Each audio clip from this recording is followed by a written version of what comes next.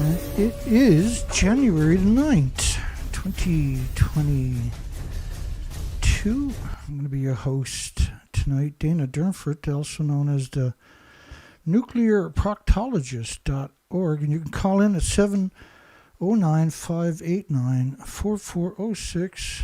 Hope you're all doing well. I'm about 15 minutes late for my normal show's time. My apologies. Technical difficulties. Okay, I slept in.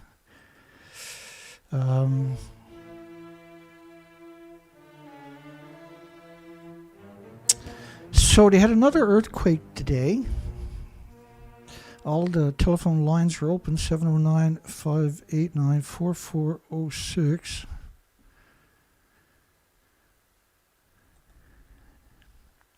Okay, so they had a 6.0 earthquake very close to the Noto Islands, and it affected Niigata prefecture, which is where the TEPCO's other reactor with other nuclear site with 7 reactors is too. We got roads cracked over there.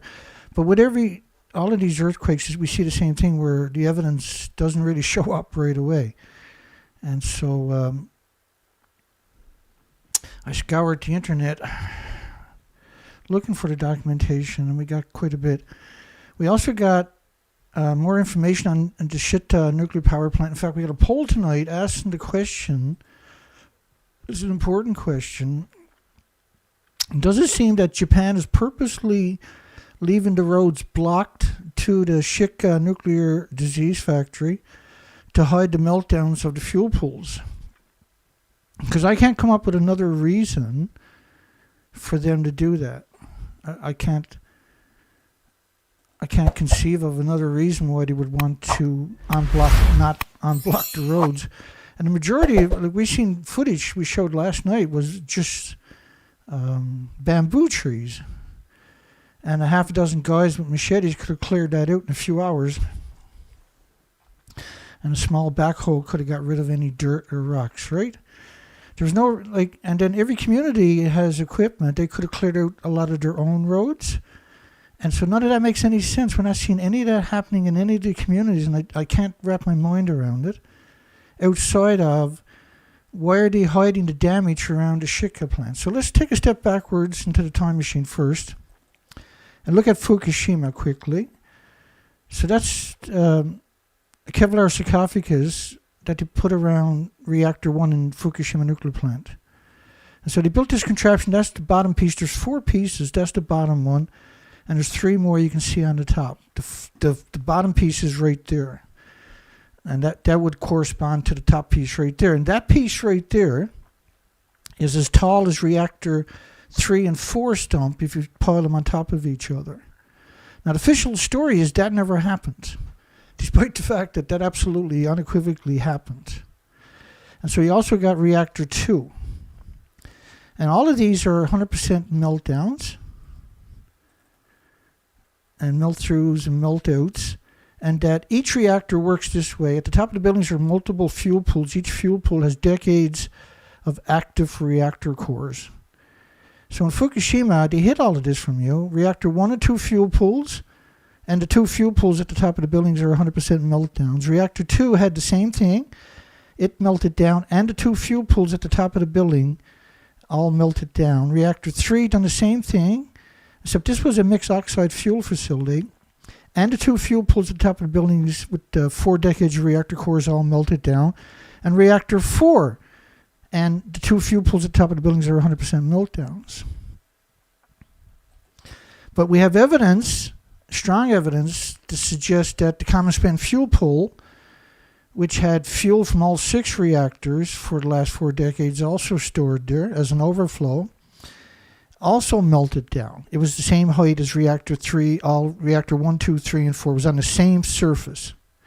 It was behind reactor 4. And that every nuclear scientist and academic on the planet.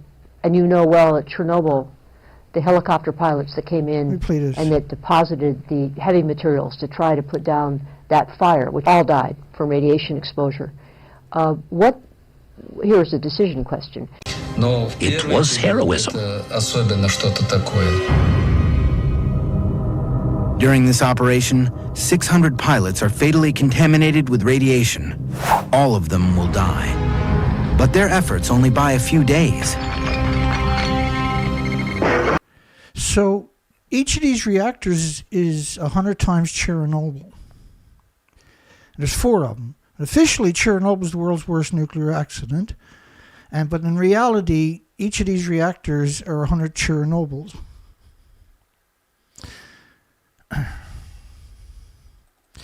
So reactor 3 and 4, it's very easy to comprehend that those buildings should have been scratched all the way to the surface. The reason they left them there was so they can put these fake containments over it and then pretend that they're in the fuel pools that no longer exist. And the media has been pulling these stunts on you for 80 years. These buildings blew. 2 of the buildings we have videos of them blowing up. That's reactor 1 to your left and reactor 1 to your right blowing up. So the question is, with reactor 3 right alongside of it, or reactor 4 right alongside of it, this reactor, how come we don't have any videos or pictures of that blowing up? Because the same cameras, these cameras were about 30 kilometers away.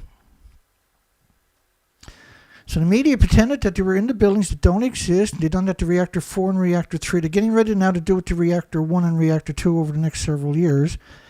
And you might see some of that manifest later this year. There's 865,000 extra cancers. There's 13,656 out of 38,000 children with thyroid tumors of 2 centimeters or larger. The thyroid gland is only 3 by 5 centimeters. So these are huge tumors on when you put it into perspective.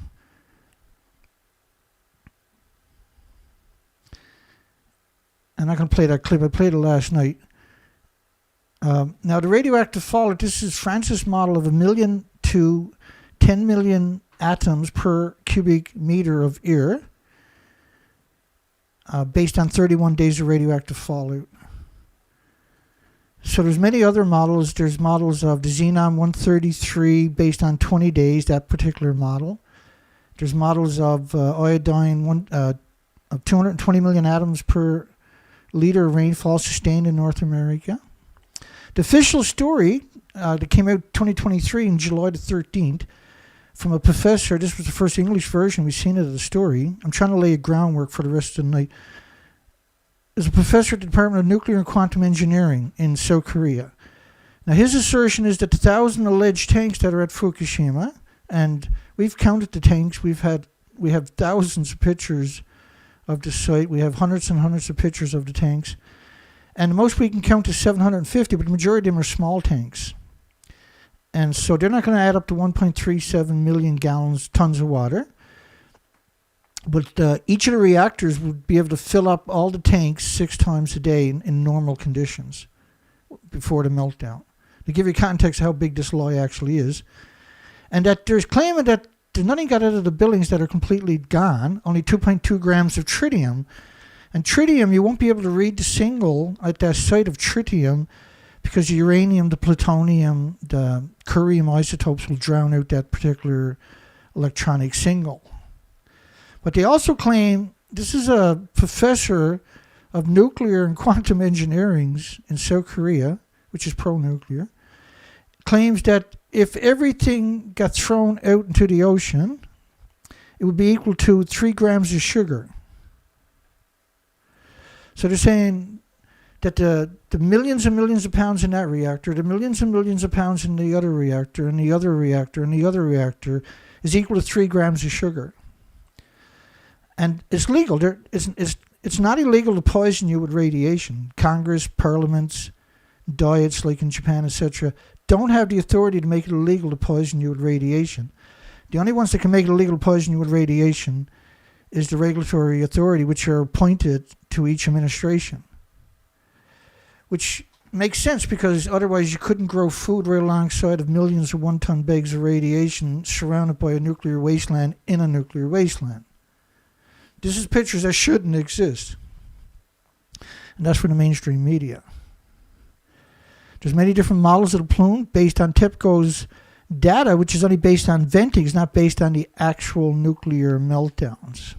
And the fuel pools are at the very top of the building along with the reactor that don't exist no more. I forgot there was an audio on that. Okay, here we go. So let's do a recap.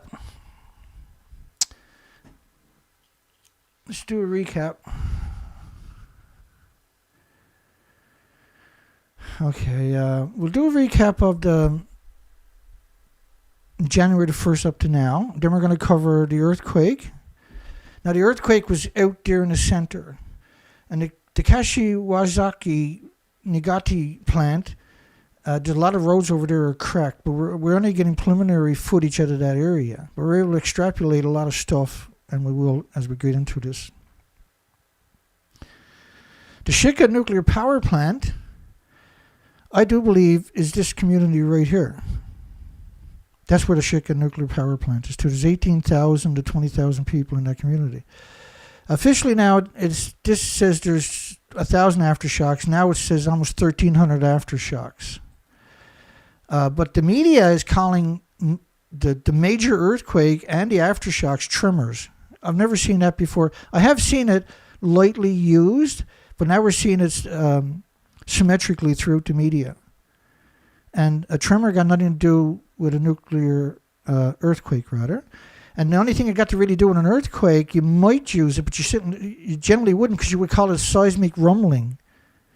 And some layman terms would be tremor, but that wouldn't be a proper definition. The earthquake in Shika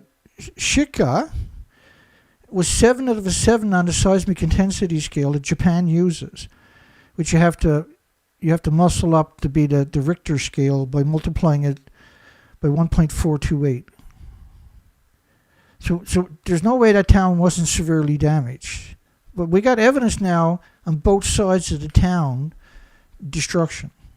So how could the nuclear plant escape it? And the nuclear plant itself is claiming there's only 13 inches discrepancies, and there's a few dents and bumps on the site, a massive site.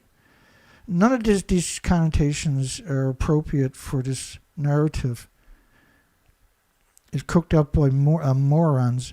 The Ishikawa official says that in Ishikawa there was 1,400 homes completely destroyed.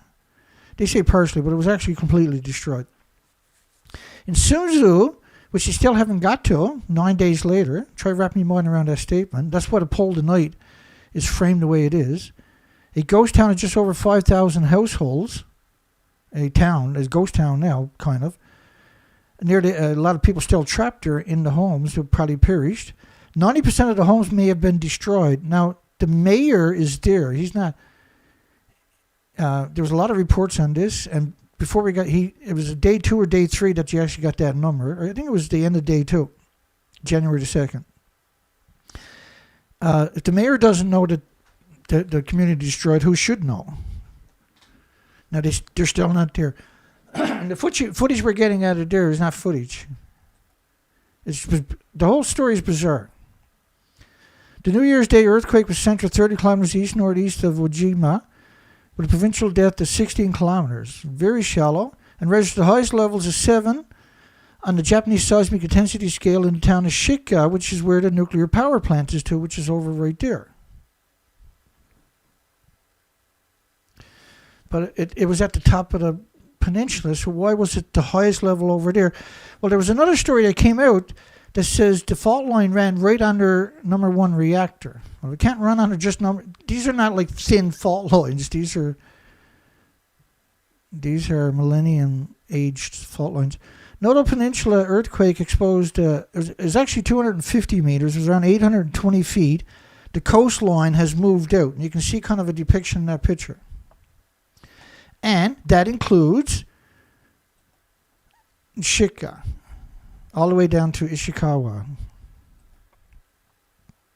This is a significant event because the plume is hitting our coastline if this is happening. It started hitting our coastline about 5 days ago on the west coast. is now over central North America. The entire west coast of America would have been seeing a significant plume. Well, you won't see it, but you can't smell it or taste it or feel it or hear it or touch it or pick it up or throw rocks at it or perceive it. But that's how they're getting away with it, because you can't perceive it. But just if small amount is enough to poison your loved ones, and particularly your pets, I suggest everybody keep their pets in, let them out, and get them right in the house again and wash their feet. Because if they start licking their feet, they're going to be licking radiation off their feet if this plume is here. An additional 323 people are unaccounted for as of yesterday, after January 1st tremor, which logged a seismic intensity scale of 7, the highest on the country scale. So you can't call a massive earthquake a tremor. I showed you that earlier, right? Why would you do that? Why didn't you unblock the roads? Why don't we see pictures of Shika? Why don't we see pictures of Suzu? Why don't we see... why aren't we seeing independent media going in there and verifying that everything is okay? How can you have 85 kilometers of the coastline move out 820 feet and rise up 13 feet?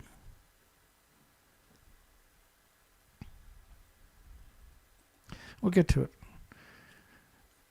They still haven't, as of yesterday, they didn't have any resources, and today now you'll see coming up, we're almost getting into today's news. Thousands forced from homes by deadly Japanese earthquake on New Year faces stress and exhaustion and abandonment. No food, no water, no electricity, no communication. They haven't cleaned up the roads in the communities, when the locals could do it themselves. With the local construction companies would have the equipment, the bulldozers, the excavators, etc., in order to do temporary repairs and get the debris out of the road. Thousands of troops, firefighters, and police were picking through the collapsed buildings on Monday. And we know this is not true, because that's a great picture, right? Just hundreds and hundreds and thousands of troops and everybody else. They're rescuing people, and all these happy stories would come out, or sad stories, or whatever. But the stories would come out. Lots of cameras. They're not letting any foreign countries enter that area that wanted to send. Lots of countries have wanted to send first aid workers and sniffer dogs right away. And Japan was like, whoa, you're not going in there. We got it under control, but they don't, do they? And we've been covering this for 9 days, which in on itself is insane, because we normally just cover nuclear. But it appears strongly, and I have an overwhelming amount of documentation that says that the fuel pools at the Shika plant have melted down. And if that's the case, it dwarfs, it's equal to hundreds of Chernobyls, because Chernobyl was a graphite reactor. These are pure uranium, pure plutonium. Each reactor core, there's multiple reactor cores in each of the fuel pools. There's 2 fuel pools at the top of each of the buildings.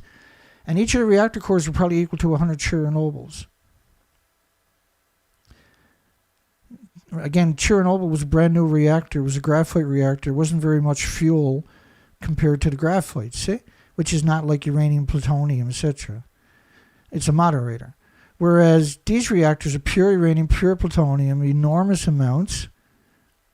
And you know that by Japan's stockpile of plutonium. What kind of fuel ratio we're talking about. Japan warns of strong quakes over the next month as numbers of missing tripled. Small groups of self-defense force troops have been dispatched to isolated areas on foot. But see, other stories are saying there's thousands and thousands and thousands of soldiers and firefighters and police feverishly working to get people out. But then you start reading the real stories where the little groups. Now, how far is a little group of soldiers in adverse conditions going to make? Why don't you clean the road, and why don't you use helicopters? Why are you sending them in on foot?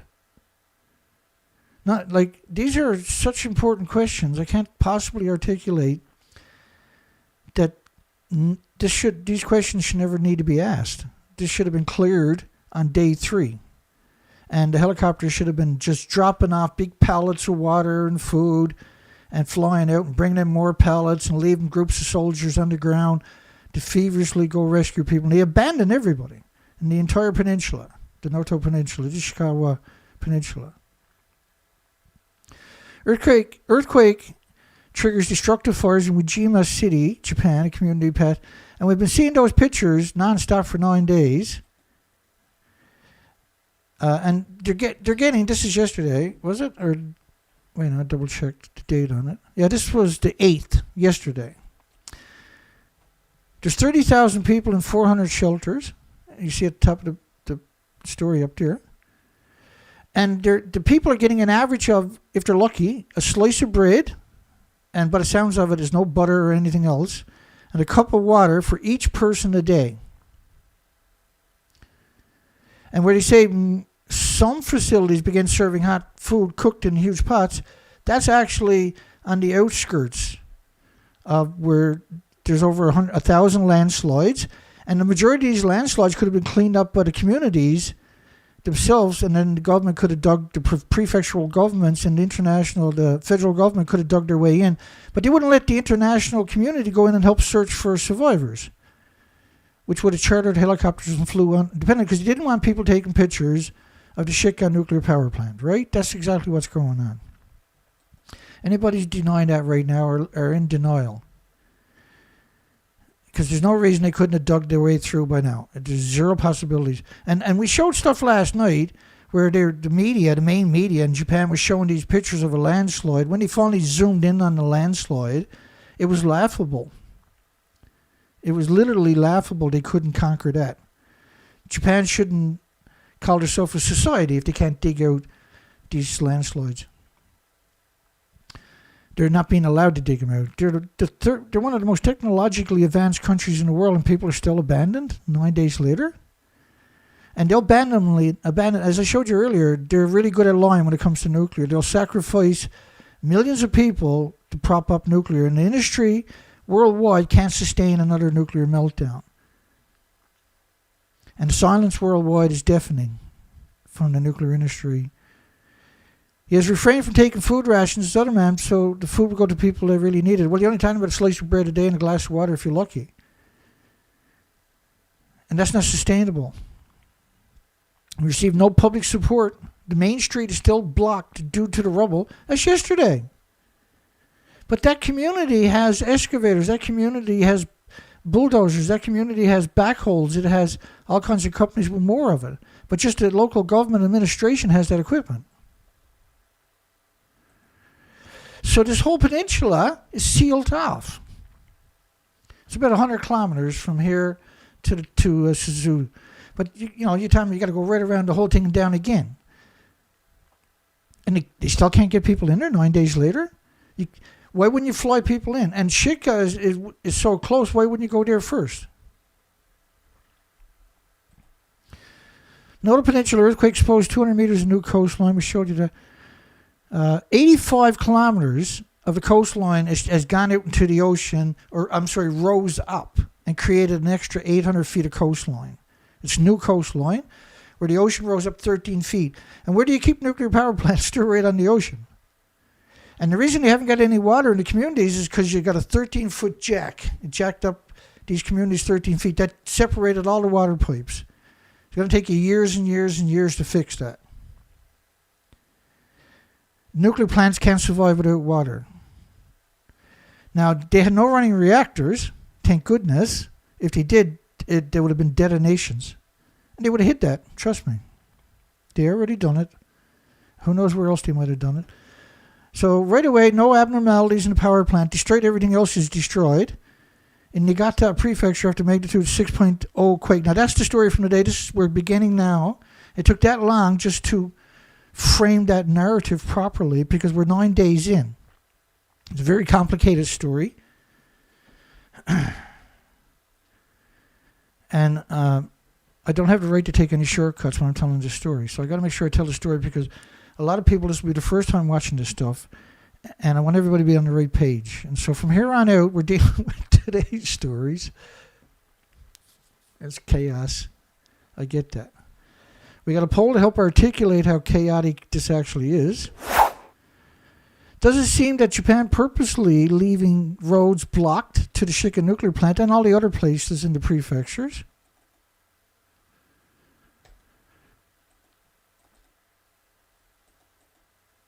Oh, we're still on the boat. To nuclear plants to hide the meltdowns of the fuel pools. And if you look at what we've covered over the last 9 days, that makes sense, right? So this is the Niigata nuclear power plant. Those stacks are used to vent the fuel pools. And the majority of these nuclear power plants are surrounded by farms. They hate children with every fiber in their body. A strong earthquake registered a lower 5 in Japan's seismic intensity scale of 7 in Niigata prefecture. So a lower 5 on Japan's seismic intensity scale is 7. Is you got to multiply it. So multiply 5.5 by 1.428, or take 7 divided into 10. You get 1.4283 or whatever. So basically 1.43. So multiply 5.5, which is because the scale works 1 to 1.5 to 2 to 2.5 to 3, all the way up to 7 like that. There's no 1.1, 1.2, 1.3, 1.4 like the Richter scale. And it's meant to hide severe damage around nuclear power plants. And Taiwan uses the same trick. And if you've seen the earthquakes Taiwan has, you would understand why they do that. So 5.5 on the Richter scale, when you convert it, is a 7.85, 7.9. And then when you look at the damage that we cover, then it makes sense. But when you say it's a lower 5, then it doesn't make any sense. And that's the point of using the scale the way they're using it. Takashi Wazaki Kariwa, and I'm going to butcher a few Japanese names because I'm not Japanese. Nuclear power plant. I get most of them right, though. The Nuclear Regulation Authority said it found no abnormalities. This is 3 hours after. This is 3 hours later. 3 hours. You can't quantify an assertion like that in 3 hours. These are huge sites. And we had comments asking, was someone wearing a mask in one of my videos we done last night? And they were. And a respirator, and they're wearing goggles, which is pretty smart if you're in Wajima, which had major fires, and so there's a lot of stuff. But it also makes sense if you got a nuclear meltdown too. So the earthquake today was out off Soto Island, between Noto and, which is a peninsula we've been covering now for 8 days. This is 9 days, and the Soto Island, which has quite a large population. I was surprised. But this is a significant earthquake. This is near Soto Island. I call it Soto, did I? My apologies. Measuring a lower 5 in the seismic intensity scale of 7 in Niigata prefecture, where that other nuclear power plant is too. Now, we won't get any information for at least 2, 3, 4 days. Right now, they're pretty tight-lipped. We can see the cover story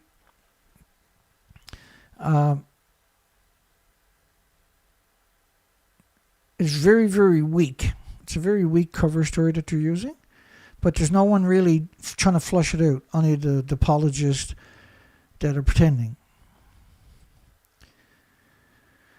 So Soto Island, a lower 5 in the Niigata prefecture where there's reactors. So the Niigata prefecture is up right there. Sando Island was off that shore coastline. Well, these are not very far apart, by the way.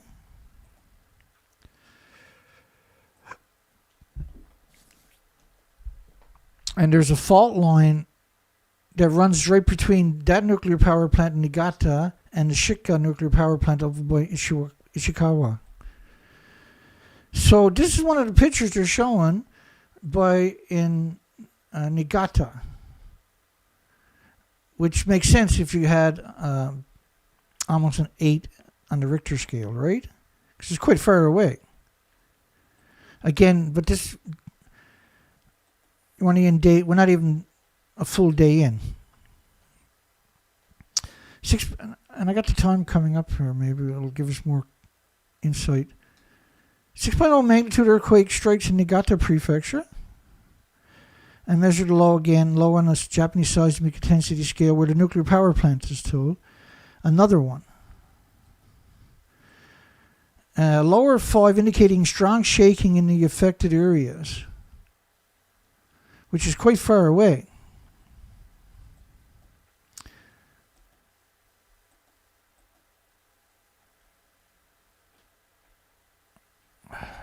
Bear with me. Post-quake tsunami in Noto Peninsula, Niigata prefecture reached up to 3 meters.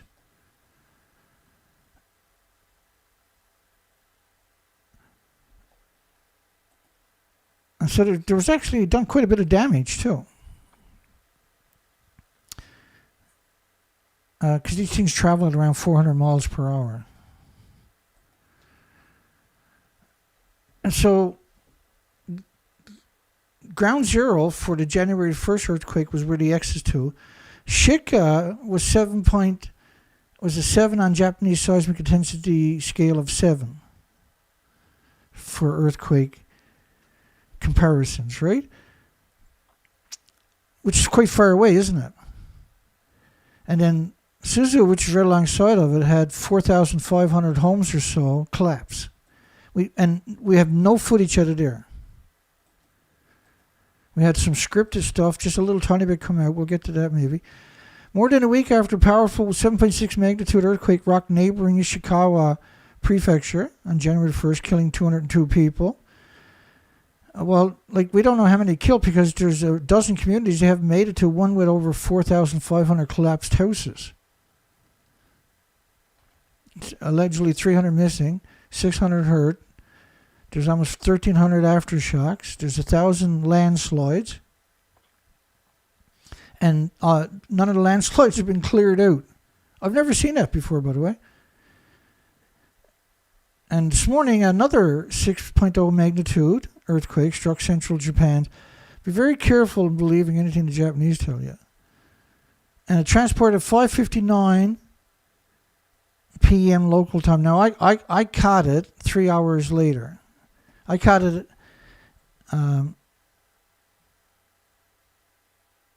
when I caught it, it was 3 hours had gone by, which was this morning. And so I've been, to come out and claim that there was no adverse effects at the nuclear power plant in 3 hours, there was probably headlines out there from 3 minutes later where they said that. That's how crazy this industry actually is. Lower 5 on the country's seismic intensity scale right by the nuclear power plant in Niigata.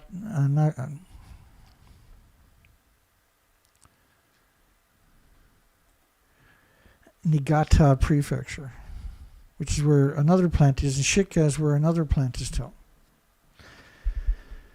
We're getting there. Bear with me. The seismic event transport, we've done that. The time. This one was at a depth of 10 kilometers. And is recorded at 1,250 tremors. These are not tremors. You don't have tremors. These are seismic rumbling. What we're talking about is aftershocks. Small earthquakes. And a lot of them are fairly big earthquakes. Big enough that you got to run out of collapsed buildings if you're in there. And so you have one on the average every 7 minutes. It's very difficult to do any recovery work because you keep getting chased out of these houses every 7 minutes.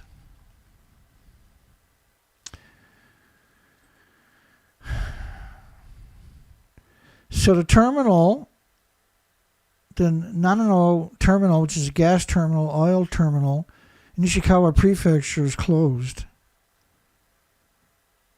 So that's the first time I heard anything like that, which is up right here. In Ishikawa prefecture. And the distance, population of 50,000 people in that place. There's a lot of people. So powerful 6.0 magnitude quake strikes after natural disaster sparks widespread destruction. And there's no context with that picture. So why are they showing us this picture with that headline?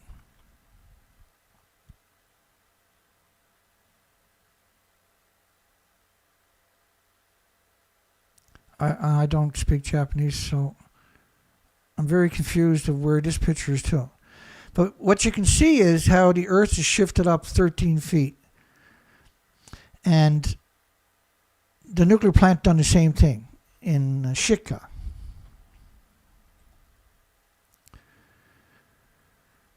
Sea of Japan coast, the same part of the country where a huge tremor. These are, again, they're using the word tremor. And we see all the media doing that. And that's completely dishonest. It's meant to disarm you, to manipulate you into not comprehending the enormity of what's happening. Cause widespread destruction, the aftershocks. So in one sentence he calls it a tremor. The same sentence they're going to call it an aftershock. And that's meant to muddle that water. Make it very difficult for the layperson to comprehend the enormity of what's happening.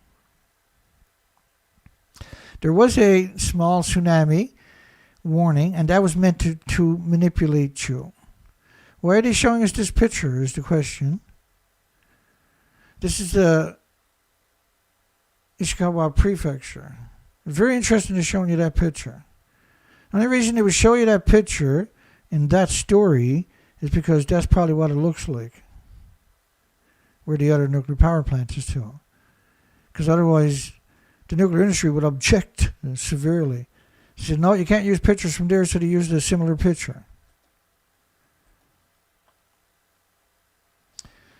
Which is right here. So that picture, this picture here, that's right, I forgot. This stuff here is on the other side of Shika. Shika is way up there. That's down here. So we know that whole peninsula was wrecked. We got it. We covered it all for 9 days now. We covered it all. But that's the first time that we've seen pictures like this from Niigata. I can't even pronounce it. Which is right here. Which is this stuff here. So that place you're looking at, that damage, is quite a long way. Well, it's not that far. I think I've done a comparison of the distance. I tried to. I smurfed it up today. Let me get out of the way for a second. You can see behind me where I was by the bottom right-hand corner where you see the mileage, 5 miles. So it's basically 5, 10, 15, 20, 25, about 30 miles past. So these pictures, that destruction, is about 30 miles past the Ishikawa prefecture, or the Shika nuclear power plant. So now we got confirmations, 100% unequivocal, of severe damage 30 miles past it.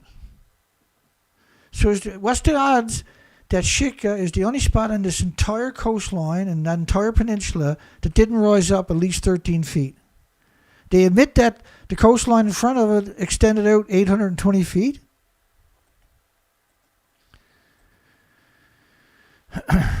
And all of these are showing you this picture, which is unusual, which is bizarre. This is this morning.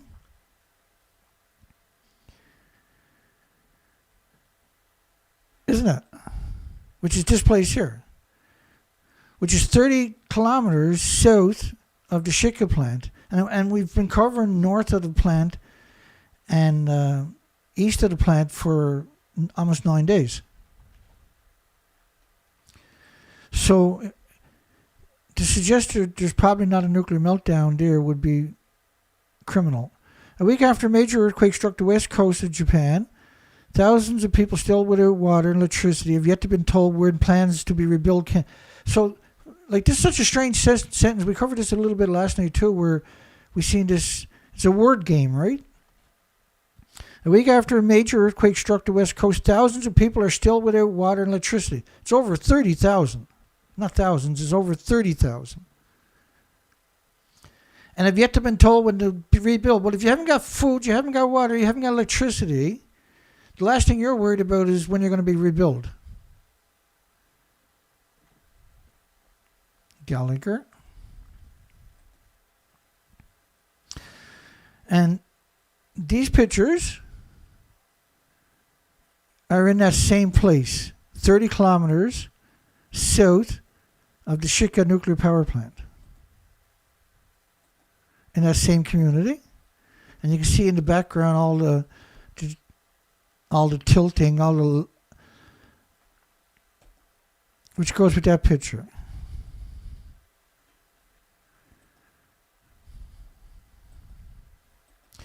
I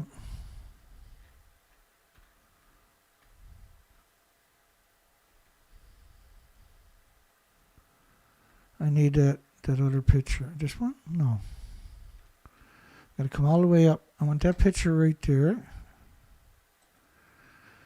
I'm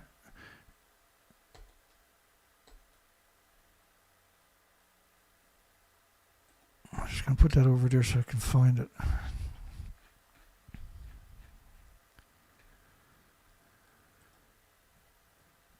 I'll come back to this one.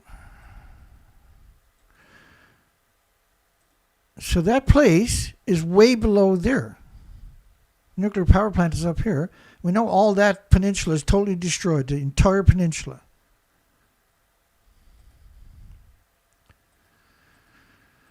That's more from that community, which is 30 miles south.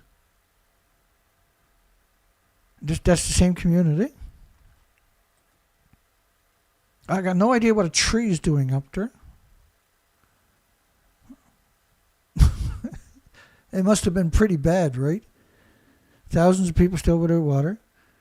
Japan is rocked by a powerful new 6.0 magnitude earthquake as death toll from New Year's Day tremors. These are not tremors.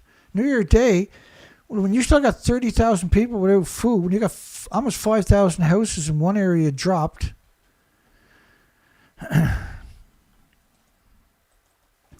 So Suzu had 4,500 homes dropped, but Ishikawa, which is on the other side of the nuclear power plant, had 1,400 homes dropped.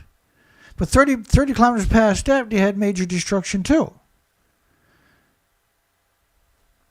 They're hiding the nuclear meltdown at the fuel pools at the Shika plant, for sure. And because they still haven't cleaned out any of it, I don't get that. They won't let any other countries come in and look for survivors. They don't want any. You don't see the military shuttling people in with the helicopters because they don't want pictures of that nuclear power site leaking out onto the internet. And the soldiers, there's got to be a few patriots among them, would leak that picture out there, right? The earthquake struck off the Sea of Japan coast right in the same part of the country with a huge tremor and aftershocks. There's 1,240 aftershocks as of this morning. So this is today. Japan's Noto quakes fuel nuclear safety concern, reignites anti-nuclear sediment. And this picture was allegedly taken yesterday, I believe, January the 2nd. That's what they're claiming. But if that was taken January the 2nd, you would see the extension of the coastline, see? Not only that, I zoomed around a lot, and I don't see any kind of damage. They said there was a few bends and bumps.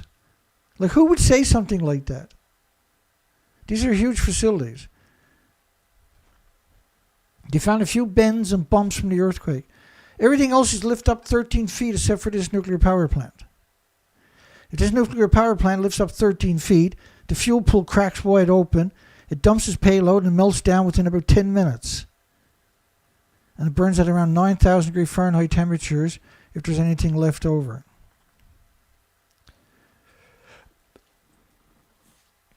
And we got no pictures of Shika. We got pictures that don't show any context, but that was just one or two of the scumbag media. Incidents like the overflow of cooling water from the spent fuel pool and transformer abnormalities have been reported at nuclear plants in the prefectures of Ishikawa, the Fukai nuclear plant, by the way, which is further down the coast, 100 kilometers down the coast, which means it's still in a very bad place, and in Niigata along the Sea of Japan, which we started off today. When we got today's stories, that's what we were originally talking about. That particular nuclear power plant is one of the biggest on the planet with 8 or 7 reactors, 14 fuel pools. It would have 2 common spent fuel pools on top of that. It had multiple dry storage sites there, all capable of melting down. Although authorities claim that there are no abnormalities at the nuclear plant following the earthquake, Japan's nuclear safety is once again in the spotlight. Well, like, you got to put it into perspective that these are medias pretending they're in the fuel pool at the top of a building, reactor 4 in Fukushima. This is CNN. This is ABC Australia, the biggest media. BBC, the biggest media, United Kingdom. CBS, the biggest media in the United States and Canada in many ways. Let's play that clip, though. It's only a short clip, but they're going to tell you they're in a fuel pool, and that fuel pool actually doesn't exist. So if you don't think they're going to lie to you,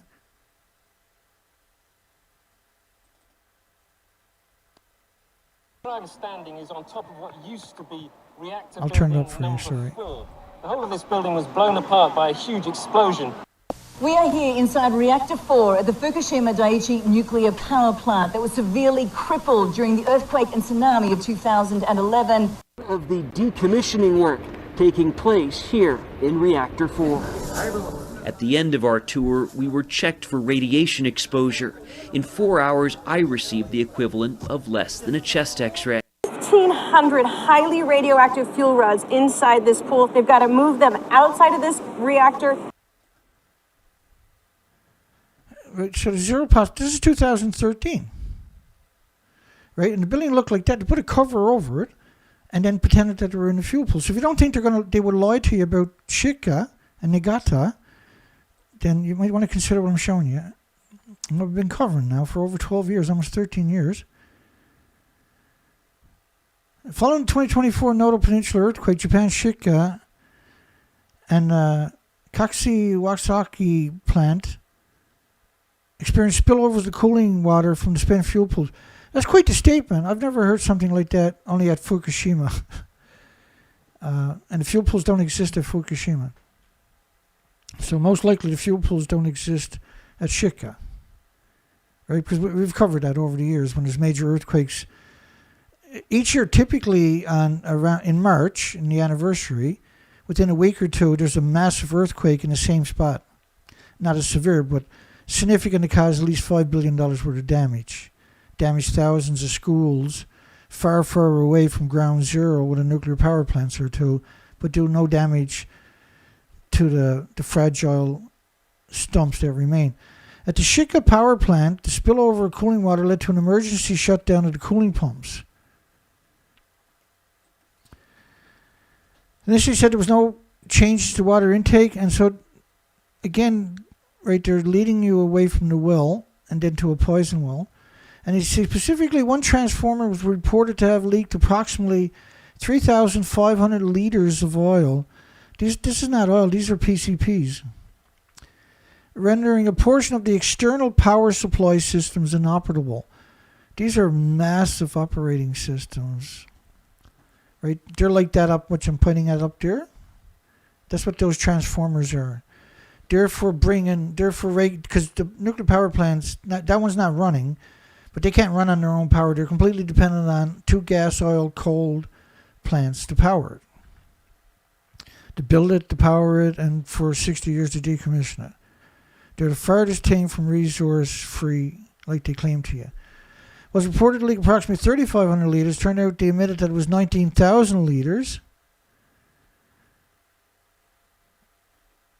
which is about 110 45-gallon drums. So that's not a leak.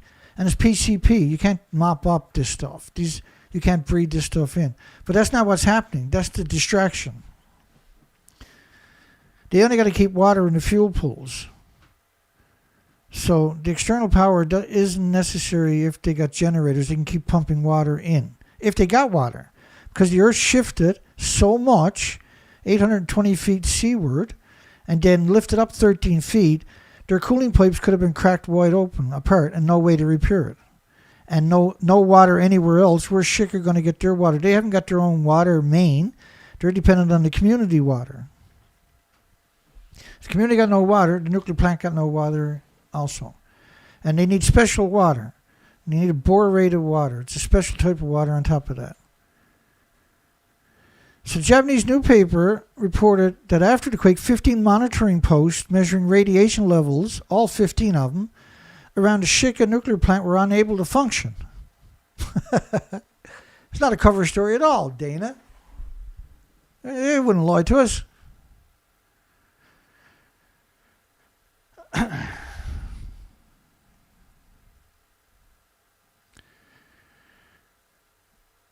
everybody. Welcome.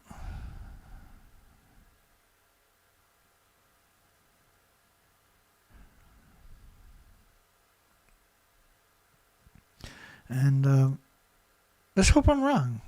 Let's hope I'm really wrong. The evidence is very strong, though, unfortunately.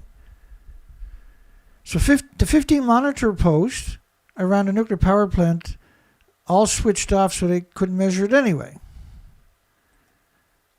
And when they say fuel came out of the pool, those were, the only time we heard that before was at Fukushima, and the buildings they were talking about don't even have fuel pools, as I showed you at the beginning of the show.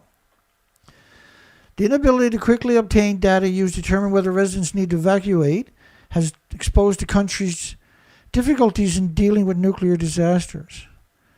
Well, you can't deal with a nuclear disaster because the industry is going to deny it happened. Just like they done at Chernobyl, just like they done at Fukushima, like they done at Damayak, like they done at Sellafield, United Kingdom, like they done at Santa Susana, which has released more radiation, 460 times more radiation than 3 Mile Island. And in 3 Mile Island, when everybody stopped paying attention, they boiled off millions of gallons of lethal radiation by the liter into the environment. Every nook and cranny, every turn you look at nuclear, they're degenerates. They're real-life cockroaches, and they have infested humanity's future now. They originally planned to build a nuclear power plant in Takaya, a town adjacent to the epicenter, and gave up due to opposition from local residents. If they had built it there, it would have melted down quite a while ago.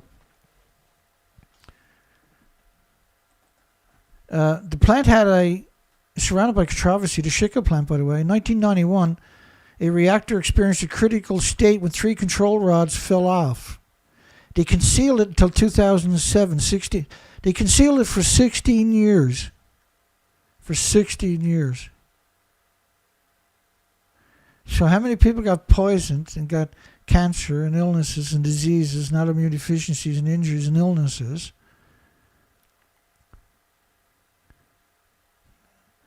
A staff researcher at the Citizens Nuclear Information Center, Tokyo-based anti-nuclear non-profit organization, said the power supply from the Shika nuclear plant is very fragile, considering the possibility of aftershocks in other situations. The power supply, now they got no external power supply anywhere, so how does Shika get it? It doesn't. On top of that, their transformers are blown out. Like there's so many holes in the story. The only thing that makes sense is the fuel pool melted down. And considering the possibilities of aftershocks in other situations.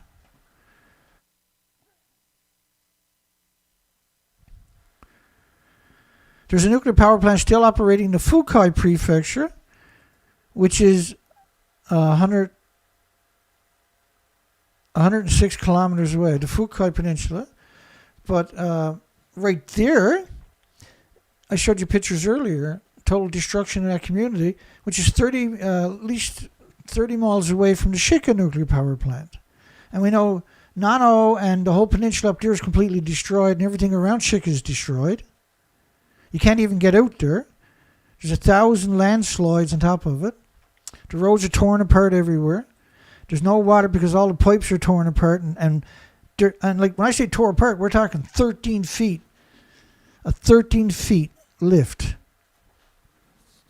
So the pipes are not going to work for years and years and years in these communities. You got to relay all the pipe. You can't repair this. Now, they like to pick and choose what they're going to show you. But when you look into the distance, right, because they're way back here, but obviously there's a lot. You can't just have that from one spot that far away. It would have to be symmetrical, right? Because the ground, it's like a wave to the ground. Let me come back to this for 1 second.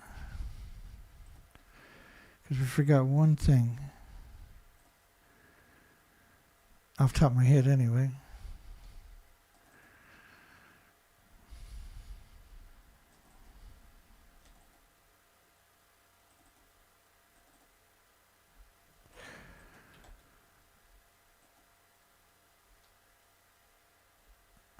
There we go.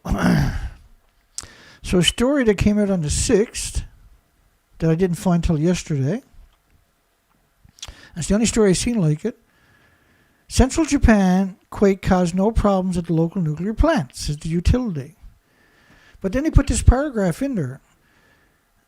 According to the company that owns the Shika plant, the 7.6 magnitude quake registered an upper 5 of Japan's seismic intensity scale of 7 beneath the number 1 reactor of the plant in Ishikawa prefecture.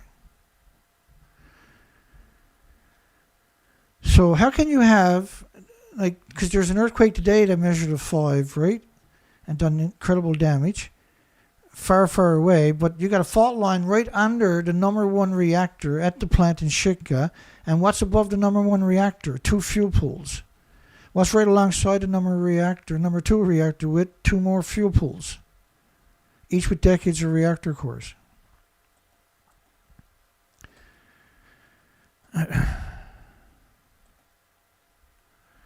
So when you see this many, many miles away, at least 30 miles past the Shika plant, and you see all the damage on the other side of the Shika plant, and it's much worse than what I just showed you. Those who live in areas that escaped the greatest damage, Nishiawara, a village of 1,000 people in the outskirts, braved the snow to collect drinking water. I wouldn't be drinking the water in the snow right now. And you got no choice, I get that.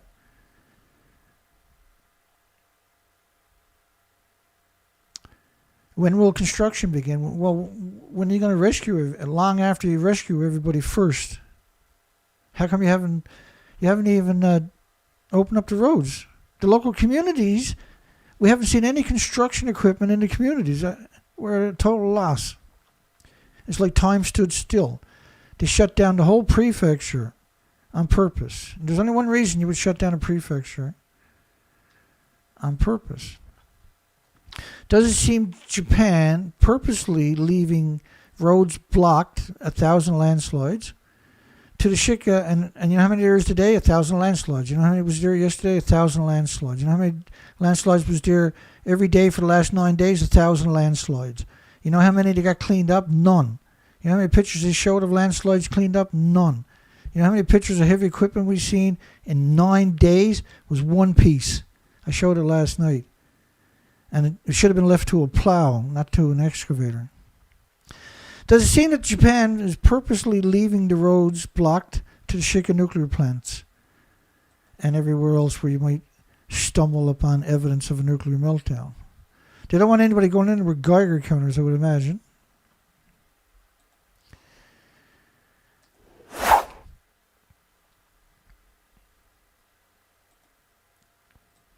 So they got a lot of snow now, and they could have been in there and rescued people before the snow showed up. They had 5 days. And when the snow showed up, they're like, oh, well, we can't get in, there's too much snow. The quake-stricken areas are likely to experience powerful tremors with intensity of upper 5 and more on the Japanese seismic intensity scale in the coming month. Central Japan quake death toll tops 200. I think they were expecting me to give up, see, after a few days. But I was waiting. I would have gave up if we had seen evidence. But the fact that they've done everything they can to keep everybody, they wouldn't let international countries come in and help with the rescue. In that first 72-hour window, that was murder, not to let these people show up.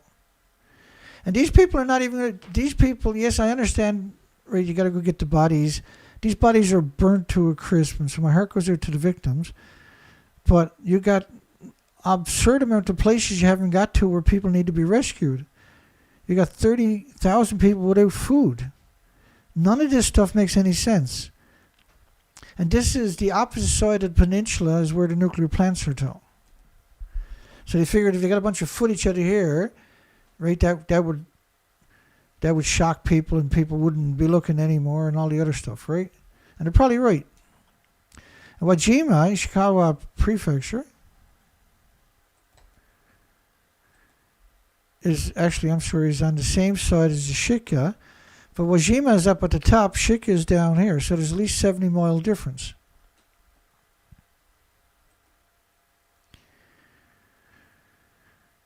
Local police commenced a large-scale search operation Tuesday with 100 personnel working with a gutted market. So you got 100 people there, but you got 30,000 without food. We don't know how many missing and dead or injured in a dozen communities that still haven't been reached. And my heart goes out to the victims that burnt to death there, but what am I missing? Why ain't they involved in the rescue? Why are they doing this? Because you need some footage out of there? And I mean, like, there's enough people to go around, but there's not right now. But there certainly is enough people that they could task 100 people to do this, but they don't have the people up there. And in 9 days, this is the most people we've seen in a picture. By far and far again. More than 28,000 people were continuing to shelter in evacuation centers, Ishikawa Prefecture, with a dozen reportedly infected at 3 locations in the town of Shika. And at least 3,000 people, mainly in Wajima and adjacent city of Suzu, cut off due to severed roads. But they got 9. If you can't repair the roads in 9 days, you need to get out of the way. And you should be fired immediately. There's no excuses for not digging out. You had 5 days before the snow showed up. You only had a 72-hour window to save the majority of the people that were trapped. And you blew that. Your media stabbed everybody in the back. A journalist is no more than a serial killer. More than 80 schools, including in Wajima, Suzu, were unable to hold classes due to damaged facilities. So there's a huge population in these communities that still haven't got resources, don't have running water, don't have electricity, don't have medication, don't even have hope. There were many wooden buildings in the over 1,000-year-old morning market. So this place was 1,000 years legacy, and they've never seen anything like this. Doesn't that warrant using helicopters to fly in supplies?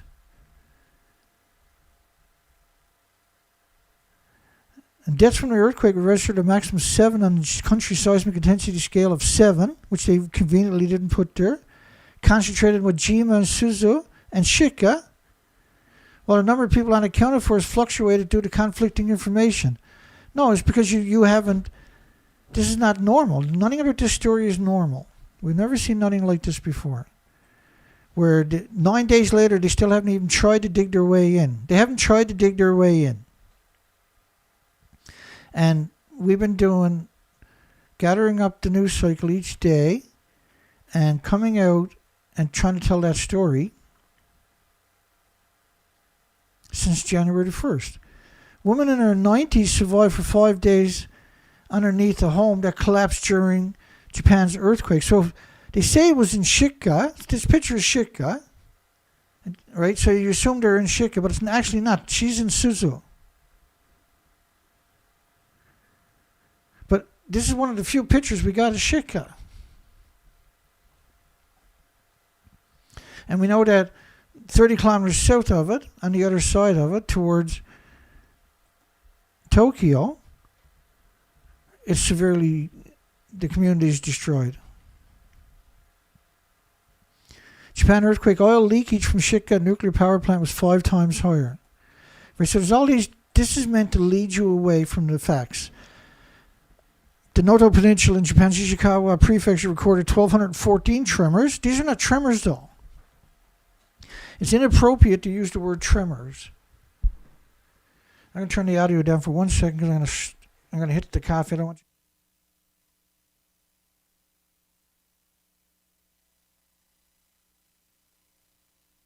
Because when I sip my tea, it makes a lot of noise, and these microphones makes a lot of noise when you're doing it, and I don't always remember to do it. The quake became the most powerful in the Noto Peninsula region since records began in 1885. 1885. So it was probably long before that too. Central Japan quake causes no problem in local nuclear plants as utility. It found bumps and dents at 4 locations. But that's the same community. And the communities on both sides of it, one community has lost 1,400 houses, right to the south of it, and to the north of it is a community with 4,500 houses collapsed. But miraculously, Shika nuclear plant itself was the only spot in the entire peninsula that has 0 damage.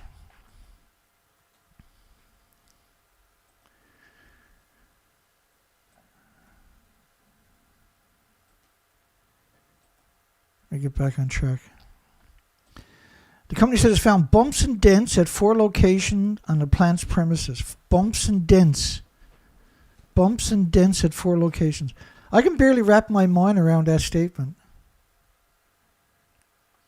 Not the regulatory agency said this. No, they got no name to it. Just they were on coffee break and they said, "What should I write here?" Some Sally Ann said, "Oh, I'll put in bumps and dents." Has caused no major safety problems in the local Shika nuclear power plant. Well, that's great to say, but where's the proof? They had another quake. I can't remember. This was a 5. That was today. Jolted central Japan on Tuesday. So you can see far past Shika and all around Shika, and the Noto Peninsula itself was a 4 on Japan's seismic intensity scale of 7. So 4 times 1.428. Tide levels could change in many parts of Niigata, Soto Island, and Noto Peninsula. Tide could change. No damage there. All these abnormalities, but everything is okay. Since recent days, snowfall in areas, damage to the roads, access roads caused by the earthquakes have made it difficult to transport supplies, which must be delivered by drones. And I never heard this one before. Or even by rescue personnel who are on foot in the forces of self-defense army. So why would you be on foot in a peninsula that's 100 miles long? Why wouldn't you just fly in with helicopters?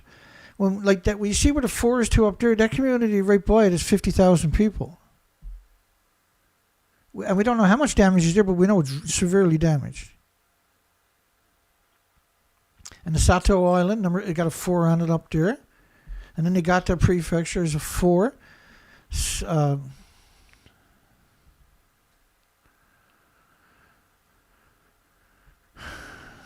it's like a 7 earthquake on the seismic, the Richter scale.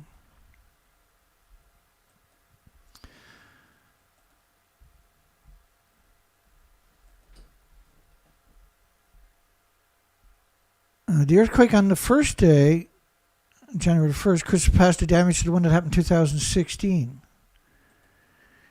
in Kumamoto Prefecture, which left 273 dead.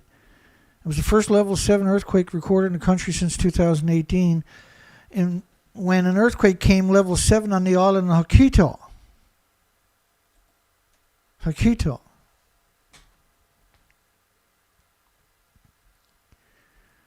Just bear with me. In Niigata, where the other nuclear plant is to today, this is about today, the earthquake reached a low level 5 on the closed Japanese seismic intensity scale, a Shindu scale of 7. So divide 7 into 10, you got 1.428, multiply it by 5.5 because it's a low 5, and there's only 5.5.56, 6.57, right? It's in increments of 5s. There's no in between that. So it was the first level 7 earthquake in the country since 2018 when it happened at Akito. So Akito, they hit it away from you, that one also. Let's have a look at Akito, which was a 7 of the 7, same as Shika. Under Shika. Shika had the fault line ran right underneath it, right? You like this. If I can get my act together. Here we go.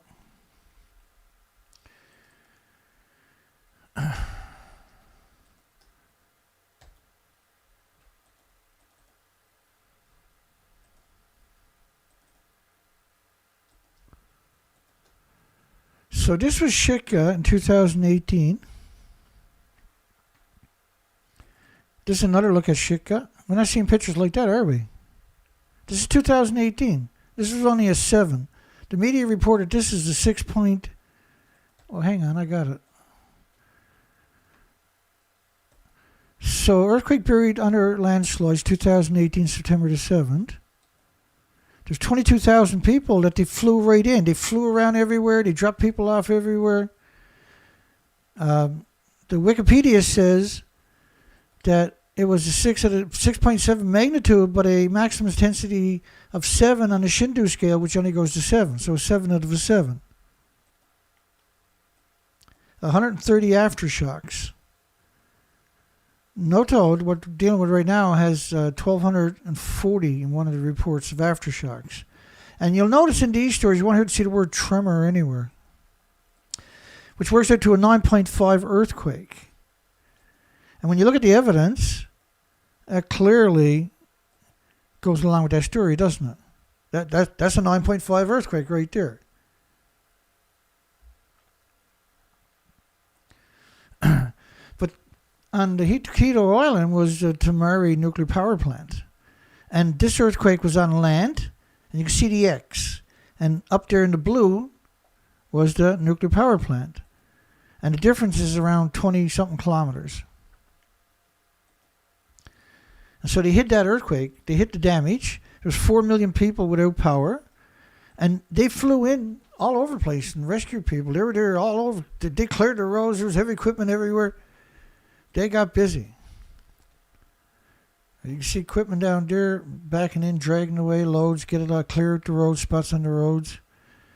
They were everywhere. They were in rescuing people left, right, and center. Look at this thing. That's reminiscent of what we're looking at right now up in the Noto Peninsula. And look at all the first responders. There's fire departments and all kinds of stuff. We haven't seen that a single time in 9 days at the Shika Nuclear Disease Factory or anywhere else on that peninsula. It didn't take them long to clear all this either. They sent in people. They cleared everything. The roads were open in no time at all. They put in a bunch of pipes and they buried it over and they got the vehicles in there. Look at the damage. They hid that from you. Have you ever seen anything like that before? That's probably a 10 out of a 10 on the Richter scale. But they reported it as a 6.7 magnitude earthquake.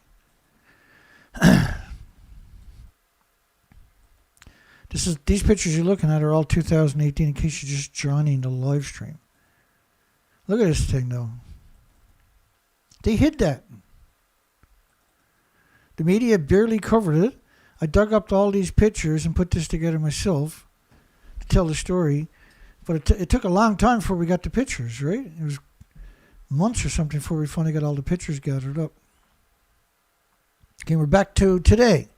This morning, central Japan grapples with seismic double blow after 6.0 magnitude earthquake strikes Niigata prefecture.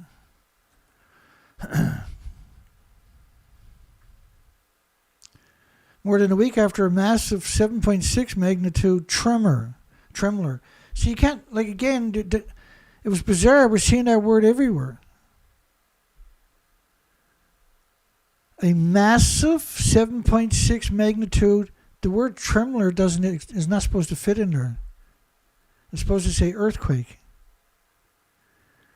So why are they lying? Why are they insisting on these lies? So this morning, within 3 hours, he said there's no injuries or damages were immediately available.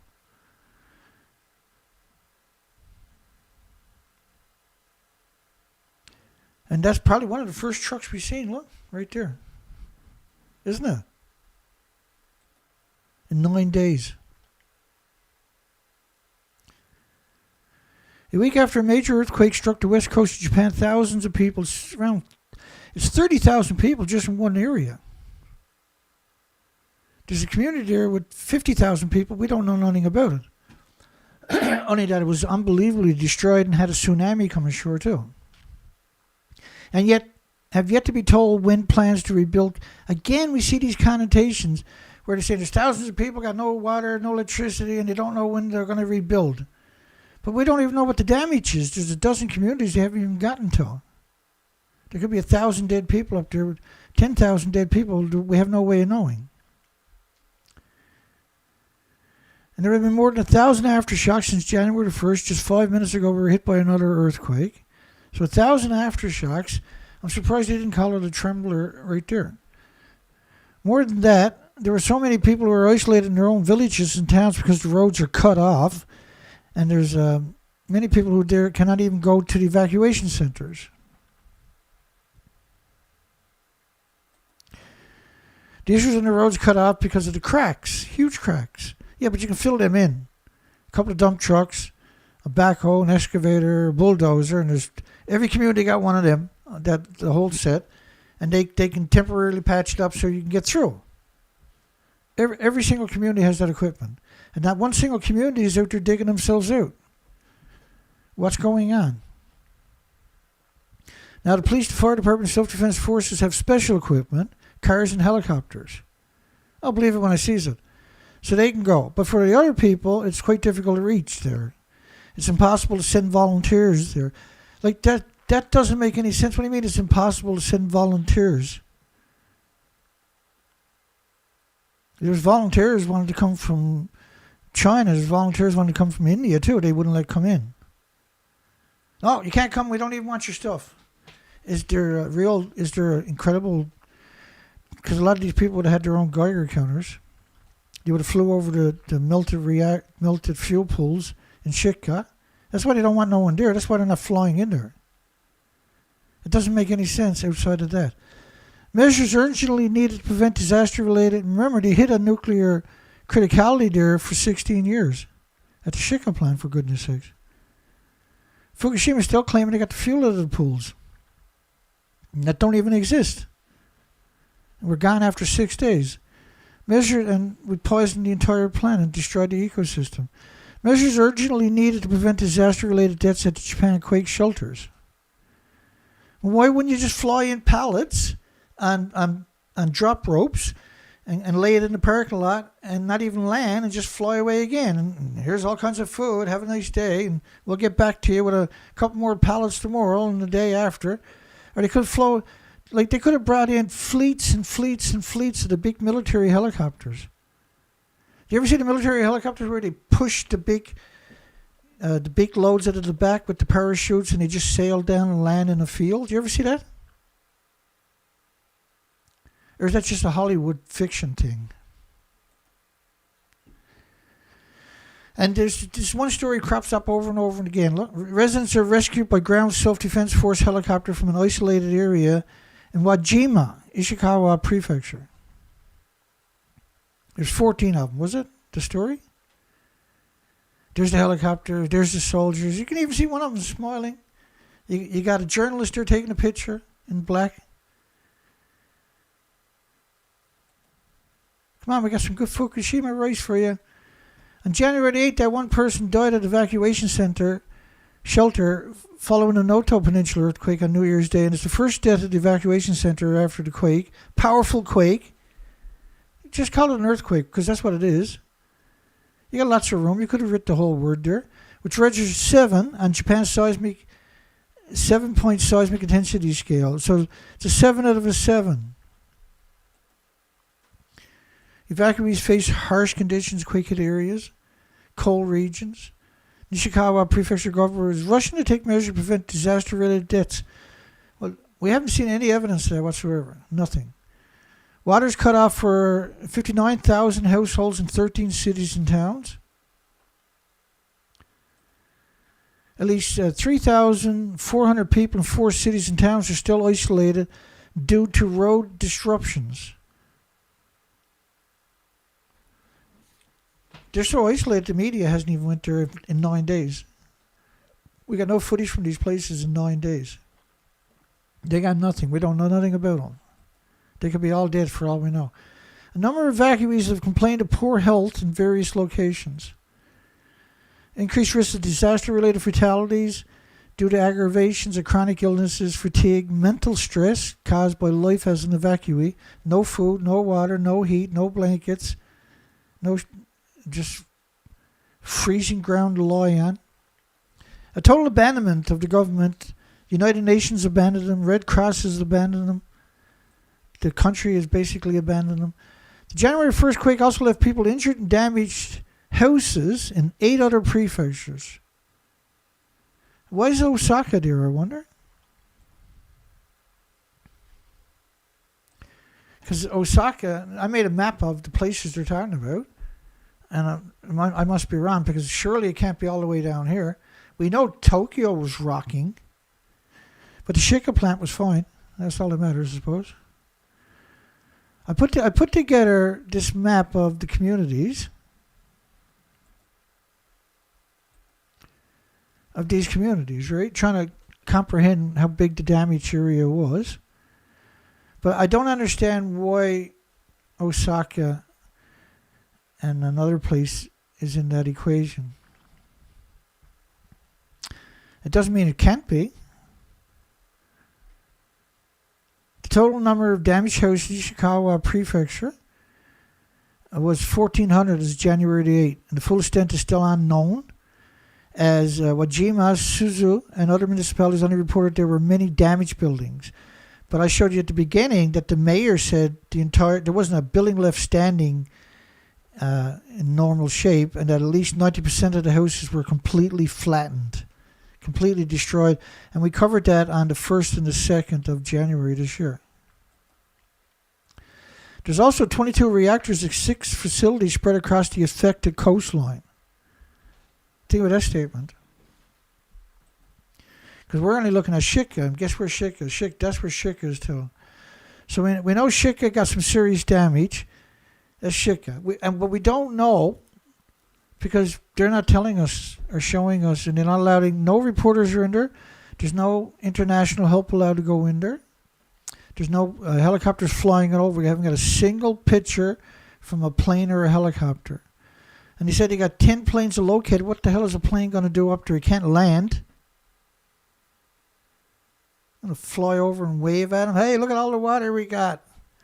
Japan's quake hit the city of Shika, which houses a nuclear plant on the edge, amid possible aftershocks. Now, we covered a story to her yesterday. I don't like these people at all. These are the apologists for the industry. And she says she's in Shika. You see the cracked road behind her?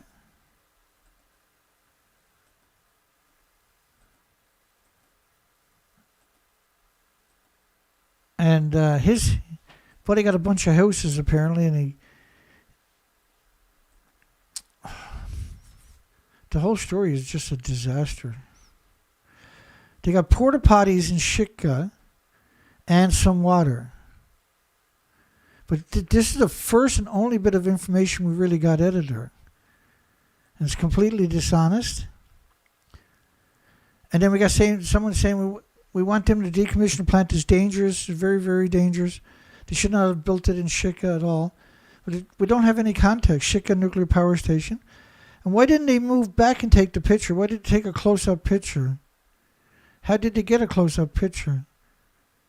Because they didn't take that anywhere else. And then they got these pictures of Shika. Look. What are they doing is showing us this? And they're claiming that's from yesterday or today.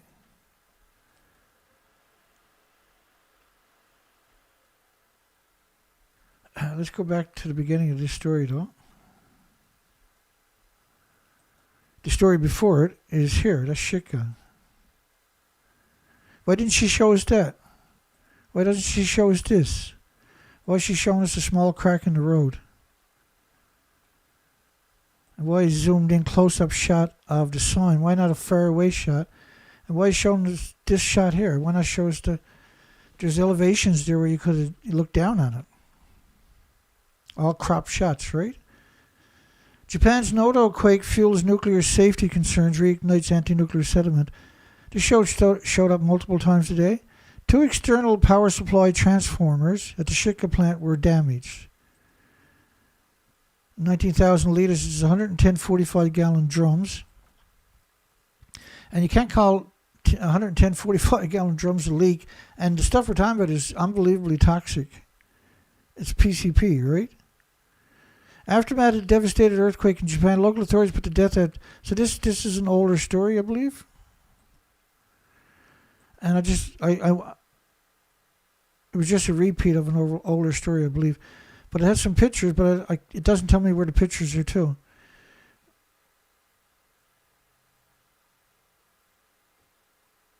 I can kind of remember it as too, but I'm not going to say the name because I'm not 100% sure anymore.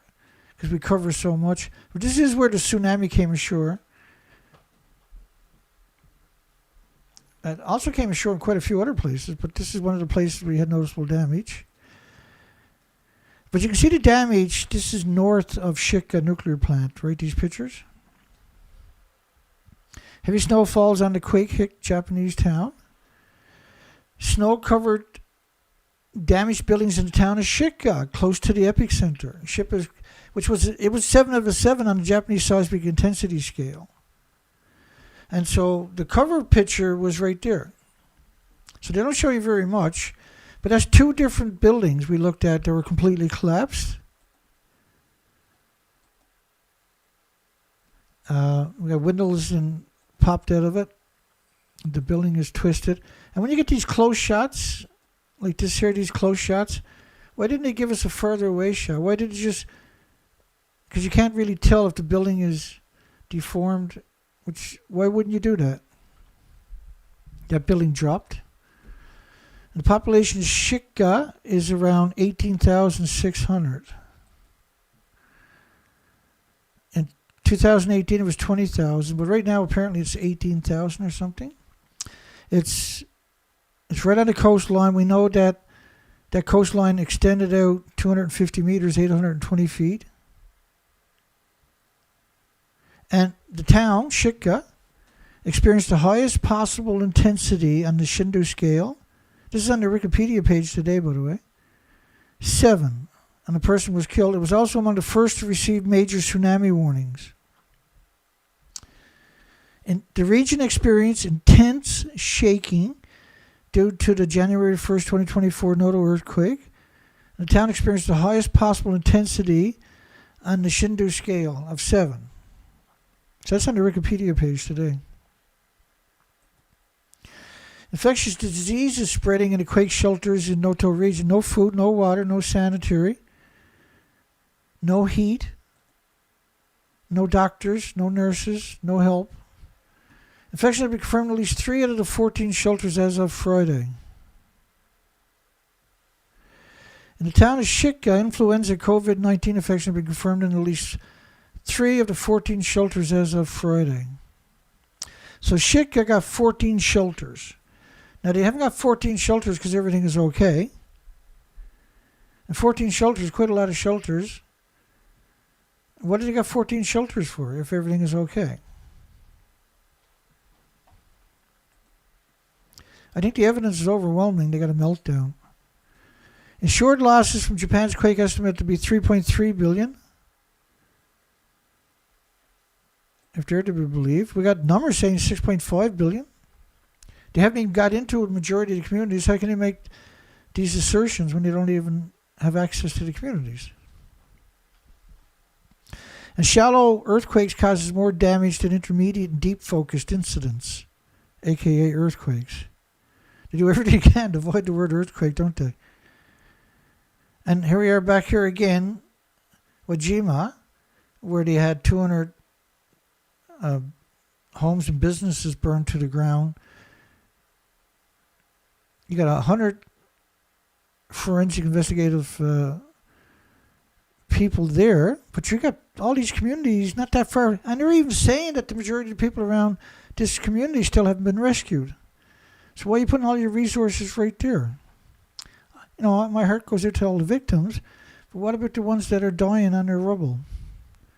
Shouldn't they have precedence first? 8 days later, thousands of rescuers are battling blocked roads, poor weather. Well, they had 5 days of great weather. They didn't even try. They wouldn't let international communities come in and help them. To clear the wreckage as well as reach almost 3,500 people still stuck in isolated communities. The whole thing is isolated. That whole prefecture is isolated. There's 1,000 landslides in that prefecture. Or that peninsula, which is 100 miles long. Mysterious seismic swarm foreshadows a monster Japanese earthquake. It was an interesting story. They're connecting deep fluids and tremor flurry to magnitude 7.5 quake. Well, that's seismic rumbling, the tremor is, right? It's not appropriate. This is not a trembler. This is earthquakes. Does that. And I've never seen them coordinate that word so much before in all these years we've covered this subject. I've never seen that kind of narrative before. Such earthquake swarms occur throughout the world, typically in areas of volcanic and geothermal activities, but the swarms almost always taper off and end with a whimper. The Noto Peninsula swarm produced a bang. Well, it's on four plates, right? There's 4 fault lines right there. North to south and east to west. All right there.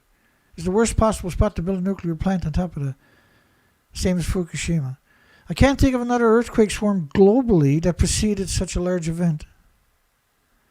From the scumbag California Institute of Technology. They typically occur when heat from deep underground produces high pressure fluid, water, gas, and magma that permeates fault systems. These are all conjectures. These are opinions. The fluid lubricates faults, resulting in slow slips that produce small earthquakes. And the overwhelming majority of the earthquakes in the swarm have been weaker than magnitude 4. And again, right, be very cautious in believing their versions of the magnitudes. The magnitudes have gradually increased, and a 5.4 earthquake occurred in June 2022, and a 6.5 in 2023. We covered both of them. Killed one person, caused widespread damage on the same peninsula we're looking at today. And there's been a huge uptick, right, in aftershocks in that same area now for several years. Then came January the 1st of this year. It was the strongest tremor. You can't call it a tremor. It's completely dishonest to use that word. It's meant to manipulate the population into looking away and not taking it for what it really is. They hit the Sea of Japan coast since 1993. In addition to the deaths, scores of people remain missing. Scores! It's infinitely worse than scores. Upwards of 30,000 people in emergency shelters. That's just one area. And landslides blocked highways connecting the peninsula to Japan's main island, hampering rescue and relief efforts. Well, no, it doesn't. That's why you got helicopters. They really actually exist. You wouldn't know it from the responses we're seeing from Japan today in the last 9 days. They actually exist. The rupture extended far beyond the swarm region, both further along the Noto Peninsula and undersea towards Sando Island, where today they had a 6.0, which was a 5.5 on the Japanese seismic intensity scale, which was an 8 or so on the Richter scale. Japan farm fisheries exports in 2023 on track despite China banned. So China is working with Taiwan and South Korea and Japan together to manipulate people into thinking that nothing has ever gotten out of the Fukushima nuclear meltdowns. So China's saying that China banned the food from 14 prefectures for over a decade, along with 55 other countries and 14 prefectures, which is the majority of northern Japan. So the food was banned, not just in the ocean, but in 14 prefectures by 55 countries. And so currently what they're trying to convince, and they seem to have succeeded in manipulating the population, all the media participated in that lie, that now they're claiming since July the 13th of 2023 last year that this didn't happen. That there was no releases, that they didn't pick up 30 million one-ton bags, that the horrific story of Fukushima never actually ever happened. They're now officially saying reactor 3 didn't blow up. This is another plume model based on 26 days. So the official story is that never happened, this never happened, and that only 2.2 grams, which is 120, if you divide this by 1.32 grams of salt, divide that 22 times, that's how much they're claiming will be released each year. The official story now is nothing got out of these plants. So do you really think, even though they picked up 30 million one-ton bags, even though we got that endless documentation of the detonations, we got all the modeling of the plumes, based on TEPCO's numbers, all of that now officially that didn't happen. And it looks like the majority of the entire planet has bought into that, or has been manipulated to believe that.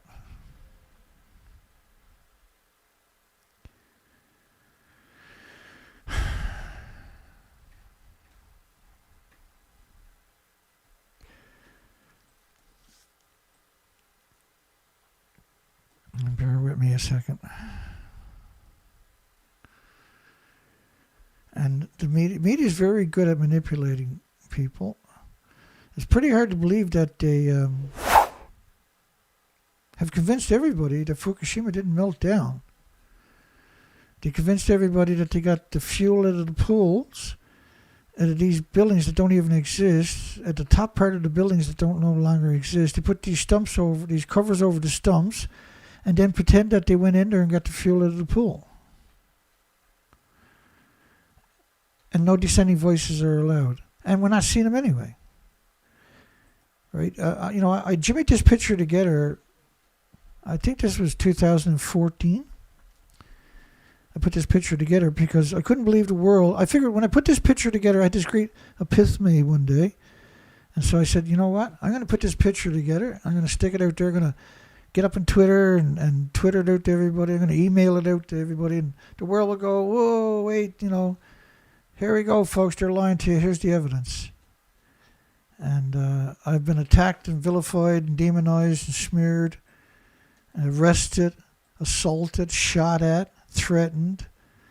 If you go look up Dana Durnford on the internet, you'll find the most vile things they made up about me.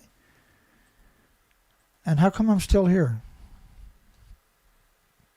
Well, first off, I took these boats for years and years, and I've done research expeditions. I covered the entire coastline of British Columbia to Alaska for 6 years. And I went into the tide zones for 4 to 5 months a year by myself, abandoned many times and supported many other times. And we went out and we done species counts on the entire coastline after the massive radioactive fallout. This is 19 days later. And here's what I found. Now remember, I'd done this year after year for 6 years. We were hoping, once we went out originally, we noticed the species were gone, completely gone. We repeated it for 6 years and hoped the species came back. The species to your left are officially exterminated. These are authentic before and after pictures. And that's an extinction level event. So if you think it doesn't matter, then you're very wrong. And this hopefully will fix that wrong thinking. The species to your left, that was magic. That's British Columbia and Alaska, all the way to Alaska. I'd done this year after year, looking for an oasis the first year. Once I'd done the whole coastline, because I knew that I might never get another opportunity, so I spent the first year 5 or 6 months on the ocean by myself. It was a horrifying winter. And what I discovered was all the species to your left are exterminated. And that's due to the radioactive fallout. And so this industry got to go, or you're going to go. They're growing, each of those Markers is where they're growing food, prefecture, where they're growing food in a radioactive nuclear wasteland. It was banned by 55 countries for a decade. And you're talking about £1 billion a year of food, mostly rice grown there. And where do you think they're sending all that rice? Canada removed all the restrictions on the nuclear wasteland after 93 days, while 55 countries, real countries, banned it for a decade. And so for the first 10 years, Japan could only ship it mostly to Canada. And then obesity, for instance, doubled in Japan and everywhere else, certainly Canada, within the first couple of years, which is a marker of radioactive brain damage. They faked the reactors for years and years and years, and we're in 12 years now. They're claiming nothing happened, but we know from the research expeditions, if you go up to nuclearproctologist.org, you'll find that documentation. And they've successfully defunded me over the last 12 years. There's only a few people left to support me. So it's very difficult to keep my operation, my research expeditions going. And one thing about me is I've never lost a drive. I don't know if anybody noticed that about me. I still have that passion of fighting for you, and all these species now are exterminated. These are exterminated. And there's 1,000 public relation firms out there have attacked me over the years, every one of them. But we have the documentation. The French government experts on nuclear radiation showing a study of 1 million to 10 million becquerels. And this is only based on 9 days of radioactive fallout, the plume model. It only goes up to the 18th. The last reactor only melted down on the 16th. So this model, was the 18th of March 2011. This model here is based on a German study based on 6 years of pollution in the ocean. But we have all kinds of plume models of the airborne, like the French, like the other Norwegian Institute of Air Research, all kinds of major shakers and movers. When the reactors are actually destroyed, despite the fact now they're claiming nothing got out. And all the research expeditions quantify everything I'm talking about tonight. We earned the right to have this conversation, and we earned the right to ask the hard questions. And I've been arrested and attacked and demonized and vilified and smeared. And the reason I'm still here is because we have an emergency. And living in denial is not a solution. At some point you're going to have to say, hey, wait, this just happened, or this happened. At some point you're going to have to acknowledge it. You can't just pretend it's not happening, because by doing that, we will never come up with a solution. And we actually got enough people on the planet that if the world was aware, we could come up with some solutions. Now we've done terminal damage lethal damage to this planet, to everything with replicating cells, not just from Fukushima pulse event, and that was a catastrophic pulse event, but from 80 years of the emissions from all these different countries. All the nuclear weapons testing was actually a nuclear war. It's the same weapons, the same radioactive fallout. In fact, they used more testing nuclear weapons than they did in a war. They would in a war, right? And for instance, the French Polynesians, the French nuclear testing down there was the equivalent of a Nagasaki bomb every week for 12 years.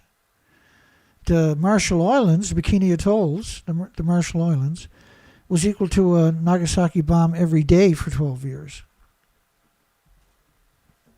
of radioactive fallout. There's over 1 million square kilometers currently of the Marshall Islands that is too radioactive to be habitable ever again. That's a 2019 study. So they got the Eurasian plate, the North American plate, and they got 2 other plates all join up along that right there. And who's in charge of the Kashikashawachikaki Niigata plant? TEPCO, which has lied to you nonstop for 12 years. And so they're a corporation. That way you blame TEPCO instead of blaming the nuclear industry, right? That's all I got for you. Make sure to give us a thumbs up if you make it this far. Give us a share. You can consider donating. The links are in the bottom of the description. There's 2 ways to donate. One from PayPal, direct link there, and there's a link to my website where you see a little button. If you scroll down, a black button to donate. And it takes literally any kind of card, the Google Pay cards, Apple cards, and stuff like that included. Credit cards, that's an international banking. And so I have nothing to do with it. I just transfer it at the end of it when it shows up in my email to my bank account, right? Okay, so that's the story. How did we do? That's a long night, isn't it? We're going to end the poll here in a second. Oh, we got an hour and 45 minutes punched in.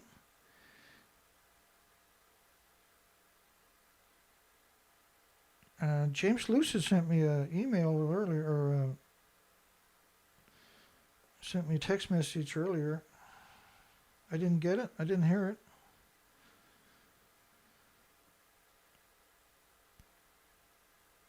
When did that come in? I wonder. Let me go back. Was that during the show, James? Yeah, that was 5 minutes after. Must have been running. Because I started at 10:15, right? Sorry, James. I'll check that out after. Because I started at 10:15, so I left the phone in the studio. I must have been out getting ready to come back in and missed your text message. I would have checked it out. I'll check it out after. Thank you, my friend. Thanks, Dana. And Dana is your moderator. A good friend of planet Earth, too.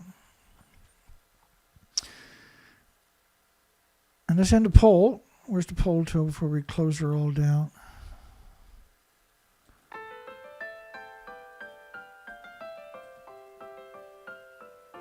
Okay, we're on the... Does it seem that Japan purposely is leaving the roads blocked to Shika nuclear power plant to hide the meltdowns of the fuel pool? And if you voted yes, you voted right. Right now we got to assume it melted down. Thanks everybody. Hugs for everybody. Have a great night. Have a great day tomorrow. I'm going to be back tomorrow night with some updates. Thanks, Sue, John, Blue Jay, Richards, everybody that I'm not going to get to. Rock, Gabriel, Albert, Port Angeles, James Lucid, snow crab never returning. No. It was a 10 billion snow crab and now gone. Just magically disappeared from Alaska, folks. Everybody's still living in denial. And Timo, just a quick couple more shout outs. Dana Nasana, obviously. Good night, everybody. Hugs for everybody. I'll read everybody's comments after. Have a great night, great day tomorrow. My apologies for being 15 minutes late. I was burnt out. I've been at this nonstop, and I'm worried sick. And so, we'll see everybody tomorrow night. Hugs for everybody. Take care, folks.